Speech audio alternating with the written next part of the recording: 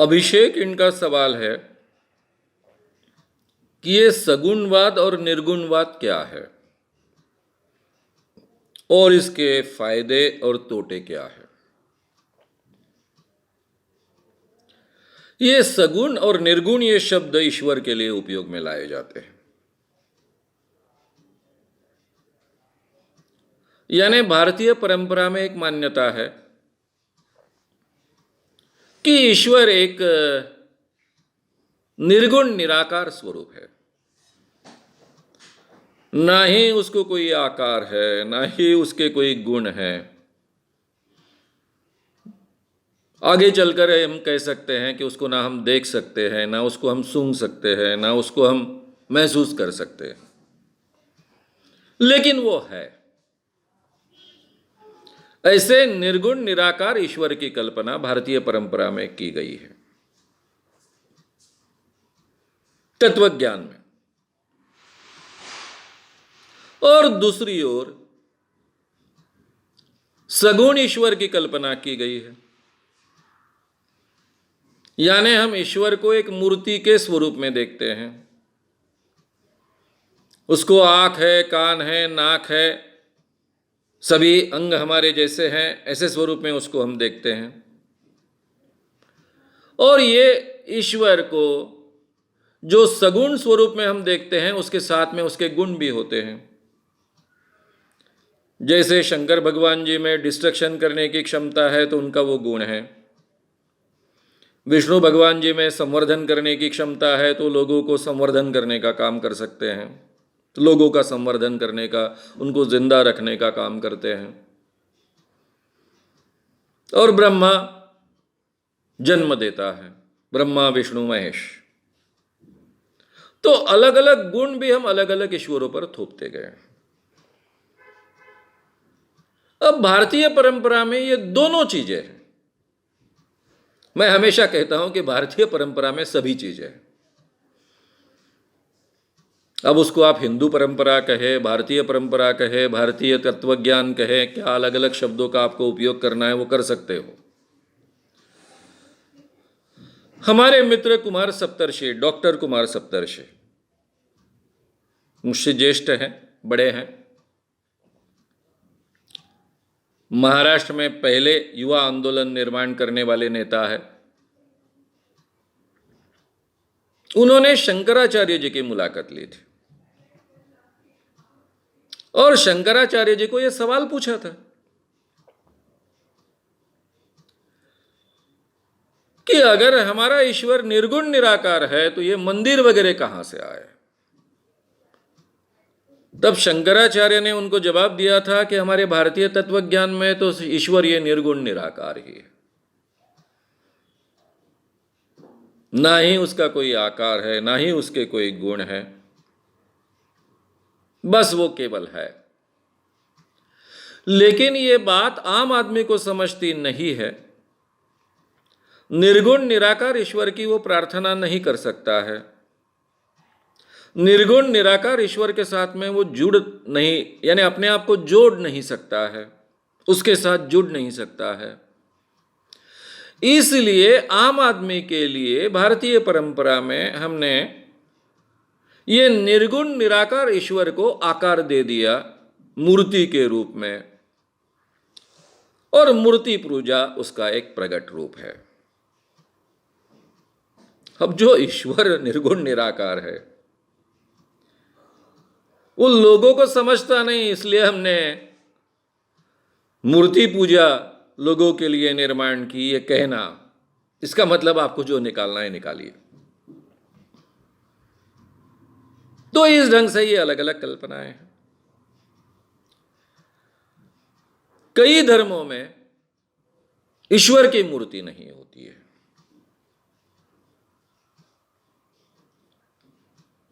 इसलिए भारतीय हिंदू समाज को कहिए, भारतीय परंपरा को कहिए, मूर्ति पूजक कहा गया है। पहले मूर्तियों की पूजा थी, ग्रीकों में मूर्तियों की पूजा थी, रोमन्स में मूर्ति पूजा थी। क्रिश्चियनिटी के उदय के बाद में मूर्ति पूजा यानी भगवान की मूर्ति की पूजा ये नकारी गई।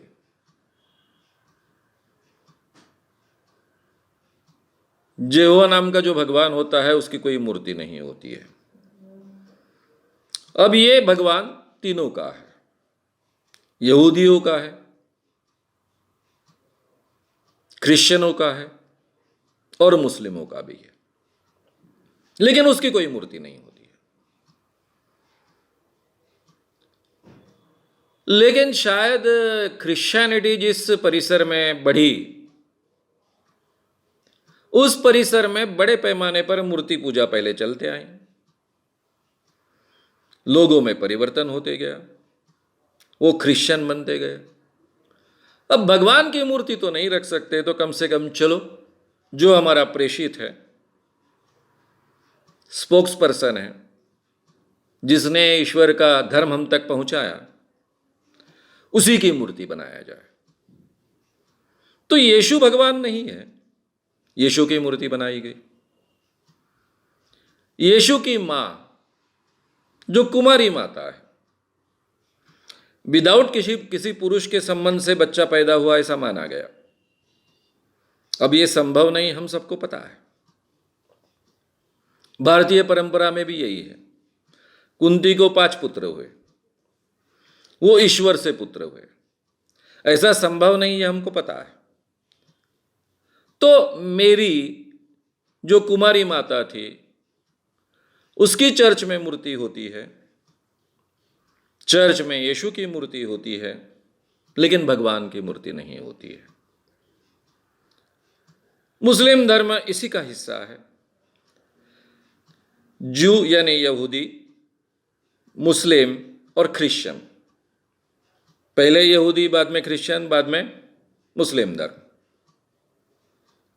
ये तीनों धर्म ओल्ड टेस्टामेंट को अपना मूल ग्रंथ मानते हैं, यहोवा को ईश्वर मानते हैं, उसी का नाम आगे अल्लाह हुआ। पैगंबर यानी मोहम्मद पैगंबर ये ईश्वर नहीं है, ये प्रेषित है। तो मोहम्मद पैगंबर की भी मूर्ति नहीं होती है। वो एक कदम आगे बढ़े, क्योंकि करीबन 600-700 साल बाद क्रिश्चियनिटी के मुस्लिम धर्म पैदा हुआ। तब तक उन्होंने जो भी परिणाम देखे होंगे, उसके आधार पर स्ट्रिक्टली वार्निंग है कि कोई भी मूर्ति नहीं होगी। अब मूर्ति नहीं होगी, लेकिन प्रार्थना तो करनी है। तो एक मस्जिद की दीवार होती है, उसके दीवार के आगे लोग बैठते हैं और वहां प्रार्थना करते हैं, या फिर उनके पवित्र ठिकान जो है उस और दिशा में मुंह कर प्रार्थना करते हैं। यानी मुस्लिम धर्म में प्रार्थना करने के लिए कोई मस्जिद की आवश्यकता नहीं होती है, ना ही किसी जगह की आवश्यकता होती है, क्योंकि वहां ईश्वर तो निर्गुण निराकार है। यानी निर्गुण निराकार ईश्वर की कल्पना केवल भारतीय परंपरा में नहीं की गई है, बाकी धर्म भी इसी ढंग के ईश्वर को मानते हैं, चाहे यहूदी धर्म हो, चाहे क्रिश्चियन धर्म हो, चाहे मुस्लिम धर्म हो। और वो मूर्ति पूजा को बहुत गलत मानते आए। मूर्ति पूजा का मतलब पिछड़ापन वो मानते आए। यही है, कुंती को 5 पुत्र हुए, वो ईश्वर से पुत्र हुए, ऐसा संभव नहीं है, हमको पता है। तो मेरी जो कुमारी माता थी, उसकी चर्च में मूर्ति होती है, चर्च में यीशु की मूर्ति होती है, लेकिन भगवान की मूर्ति नहीं होती है। मुस्लिम धर्म इसी का हिस्सा है। जू यानी यहूदी, मुस्लिम और क्रिश्चियन, पहले यहूदी, बाद में क्रिश्चियन, बाद में मुस्लिम धर्म, ये तीनों धर्म ओल्ड टेस्टामेंट को अपना मूल ग्रंथ मानते हैं, यहोवा को ईश्वर मानते हैं, उसी का नाम आगे अल्लाह हुआ। पैगंबर यानी मोहम्मद पैगंबर ये ईश्वर नहीं है, ये प्रेषित है। तो मोहम्मद पैगंबर की भी मूर्ति नहीं होती है। वो एक कदम आगे बढ़े, क्योंकि करीबन 600-700 साल बाद क्रिश्चियनिटी के मुस्लिम धर्म पैदा हुआ। तब तक उन्होंने जो भी परिणाम देखे होंगे उसके आधार पर स्ट्रिक्टली वार्निंग है कि कोई भी मूर्ति नहीं होगी। अब मूर्ति नहीं होगी लेकिन प्रार्थना तो करनी है, तो एक मस्जिद की दीवार होती है, उसके दीवार के आगे लोग बैठते हैं और वहां प्रार्थना करते हैं, या फिर उनके पवित्र ठिकान जो है उस और दिशा में मुंह कर प्रार्थना करते हैं। यानी मुस्लिम धर्म में प्रार्थना करने के लिए कोई मस्जिद की आवश्यकता नहीं होती है, ना ही किसी जगह की आवश्यकता होती है, क्योंकि वहां ईश्वर तो निर्गुण निराकार है। यानी निर्गुण निराकार ईश्वर की कल्पना केवल भारतीय परंपरा में नहीं की गई है, बाकी धर्म भी इसी ढंग के ईश्वर को मानते हैं, चाहे यहूदी धर्म हो, चाहे क्रिश्चियन धर्म हो, चाहे मुस्लिम धर्म हो। और वो मूर्ति पूजा को बहुत गलत मानते आए। मूर्ति पूजा का मतलब पिछड़ापन वो मानते आए। मुस्लिम धर्म में आज भी आपको भगवान की मूर्ति कहीं नहीं मिलेगी, क्रिश्चियन धर्म में लेकिन मेरी और यीशु की जगह जगह मिलेगी, शायद हर चर्च में मिलेगी। इस ढंग के परिवर्तन आए हैं। अब ईश्वर निर्गुण और निराकार है ये मानना, और सगुण और साकार है ये मानना, दोनों एक ही बात है, ऐसा शंकराचार्य ने भारत के कहा। ये केवल लोगों के लिए, आम लोगों के लिए सहूलियत है, इसलिए हमने इस ढंग से इसका विचार किया, ऐसा कहा। लेकिन उसके कारण काफी गफलतें पैदा हुई। मंदिर के मूर्ति में ईश्वर जागृत होता है ये मान्यता बढ़ी। जिस भारतीय परंपरा में, मूल धारणा में ईश्वर निर्गुण निराकार होता है, इसका दूसरा मतलब हुआ वो कि वो किसी की मदद नहीं करता, किसी का नुकसान नहीं करता। जैसे स्वामी विवेकानंद कहते थे कि ईश्वर उन्हीं की मदद करता है जो अपनी मदद करते हैं। इस ढंग के ईश्वर की कल्पना में लोगों को ठगना संभव नहीं था ईश्वर के नाम पर। वो ईश्वर उस व्यक्ति को रहेगा उसके साथ में, उसको एहसास रहेगा कि ईश्वर मेरे साथ में है, लेकिन ना ही मुझे वो मदद करने वाला है, ना ही वो मेरा नुकसान करने वाला है, लेकिन फिर भी मेरे साथ है।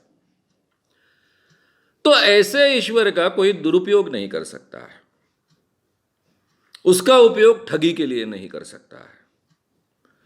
लेकिन जब हमने जानबूझकर, समझकर उसको मूर्त स्वरूप दिया, वो मूर्ति में होता है ऐसे आम जनता को कहना शुरू किया, फिर वहां पंडे पैदा हुए, पुजारी पैदा हुए, आगे चलकर हमारे देश में बाबा पैदा हुए। केवल उनको ईश्वर प्राप्त होता है, ईश्वर उनसे बात करता है, उन पर कृपा करता है, और उनको आम आदमी पर कृपा करनी है तो उसके लिए बीच में एजेंट चाहिए, बाबा लोग, उनके जरिए हम पर कृपा करता है। और इसमें से एक बहुत बड़ा ठगी का संसार निर्माण हुआ। तो ये जो निर्गुण निराकार ईश्वर है, जो भारतीय परंपरा में ईश्वर की मूल कल्पना है, उसको बदलने का परिणाम लोगों का भला होने के बजाय बड़े पैमाने पर उसका उपयोग लोगों के ठगी के लिए हुआ है, ये भी हमने समझ लेना चाहिए। मैं निर्गुण निराकार ईश्वर के खिलाफ कभी बात नहीं करता। भारतीय परंपरा के जितने भी संत हो चुके, उन्होंने, चाहे संत ज्ञानेश्वर हो, संत नामदेव हो, संत तुकाराम हो, संत गाडगे महाराज हो, संत तुकडोजी महाराज हो, संत रविदास हो, कबीर हो, और आपको संत कहना है नहीं कहना है, स्वामी विवेकानंद हो, इन सभी लोगों ने ईश्वर की कल्पना सुधारने का प्रयास किया, ताकि ऐसा ईश्वर लोग माने कि जिसका बाकी कोई एजेंट ठगी के लिए उपयोग ना कर सके। और मुझे लगता है ये सही दिशा है। इस दिशा में जिन लोगों ने प्रयास किया उनका मैं हमेशा केवल तारीफ नहीं करता हूं, उनका ऋण मानता हूं कि उन्होंने समाज को बचाने की कोशिश की है। उनके इस समाज पर मैं उपकार मानता हूं। और मुझे लगता है कि अगर कोई भी इंसान निर्गुण निराकार ईश्वर की कल्पना मानता है तो उससे समाज का कोई नुकसान नहीं होता है, और उसे साइकोलॉजिकली एक अगर उसमें से बल मिलता है तो उसके आड़े हमने नहीं आना चाहिए, ऐसा मानने वाला मैं व्यक्ति हूं। अगर आपको ये वीडियो पसंद आया हो तो उसे ज़रूर लाइक करें, लोगों में ये अवेयरनेस फैलाने में हमारी मदद करें। वीडियो को ज़रूर शेयर भी करें। तो हमारे YouTube चैनल श्याम मानव को विज़िट करें। ऐसे सारे वीडियोस का आनंद लेने के लिए हमारे चैनल को सब्सक्राइब करें। उसके लिए सब्सक्राइब बटन दबाएं। नए वीडियोस का नोटिफिकेशन पाने के लिए बेल आइकन दबाएं।